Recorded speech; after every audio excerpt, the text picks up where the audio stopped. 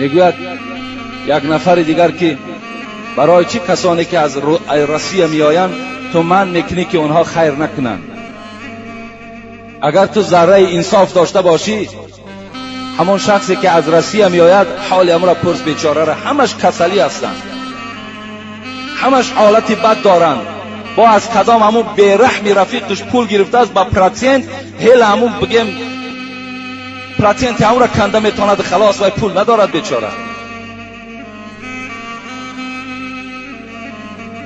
وای روسیه از خوشی و خرسندی تماشا نرفته است، وای برای نمی تنگی زندگیش رفته است، وای برای شکم ما و شما را سیر کردن نرفته است، وای فرزندکای زیاد دارد. چرا خدا وای میبخشد، پیغمبر میبخشد، شما بیرحمان میبخشید؟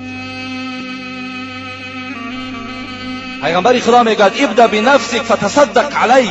ای امتی من، تو اگر جوان مرد باشی به گفی هر آدم توجه ندی، بلکه پول یافتی اول نفس خودت سیر کن، خودت سیر کن.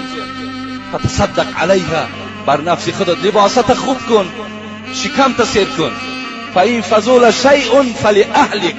خودت سیر کردی، لباست بود چید، شکمت سیر کرد، بهترین نعمتهای خدا را خوردی، گذر در فرزندها، زن و فرزند تسیر کن.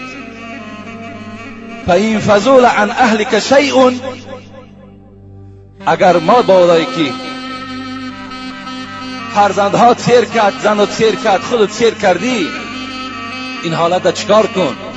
این حالت فها کذا و ها کذا، بعد برای مردم ده خیر احسان کردن بگیر. این بیچاره خودش گرسنه است، این بیچاره دادری بیزن دارد، خواهری بی شوهر دارد، پدری موی سفیدی بیمار دارد، مادری بیمار دارد. اونها را تأمین کند یا شکم ما و شما را سیر کند؟ چند سو میارد؟ ما من کردیم، نکنه جوانای عزیز، اینا سیر نمیکنن. آوردیم پول ذخیره کنین برای روزهای خودت تبابت کن. خودش بیچاره همه شیش کسل میآیند، خودت تبابت کن. نفقه پدر مادر دا برسان، دادری بیزن تا زن بده اگر مبلغت برسد.